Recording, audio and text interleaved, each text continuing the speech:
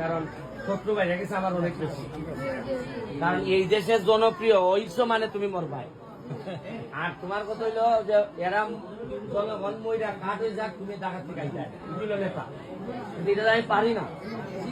আমার তোমরা যে সম্মান আমারে দেখাইছো, কারণ তোমাদের দূর সময়ে আমি দূরে থাকতে পারি না, এটা আমার একটা সমস্যা হয়ে গেছে। এখন তুমি ওই লিস্ট গুলা দাও, আমি যতটুকু পারি। আমি একটা জিনিস কথা দিছি, এই 5 বছরের মধ্যে এমন ভাবে আমি চেষ্টা করবো তোমাদের সাথে থাকার, যাতে বাকি জীবন আমি এমপি না থাকলেও যেন তোমাদের সম্মানটা আমি পাই। ওই যোগাযোগ করে লিস্ট দেওয়া যাও সব। আর ওইদিকে এখানে এই চাউল চাউল এই কত লোক আছে এখানে? শ্রমিক কত? ফার্মেন শ্রমিক শ্রমিক আছে 1100 আর এমনি আছে ফার্মেন 1100 শ্রমিক পাবেন। আর আমি চিন্তা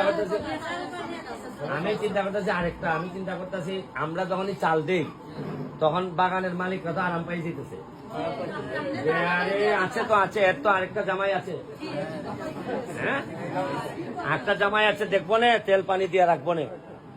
কিন্তু কামলাদি ভাই তুমি এরা এখানে সব আরাম নিব নিয়ে এখন আমরা উপরে সাইডে দিব, তো আমি চিন্তা করি আবার আরাম নি পাই যায়। কথাটা বুঝছেন না আপনি? তোমার এটা তো তোমার গ্রামের টাকা। আমি তো এরারে কইছি যে যদি শ্রমিকের বেতন দিতে না পারো তাহলে বাগান ছাড়ো। ঠিক আছে, আগের যারা এমপি আছিল এরা সব মালিকের পক্ষে ছিল, হ্যাঁ মালিকের চাটা আপনি খাওয়াইছে বাংলার দিয়ে, আর কোজারে বেটা কিসের শ্রমিক নেই, বিলাসিতা করছে।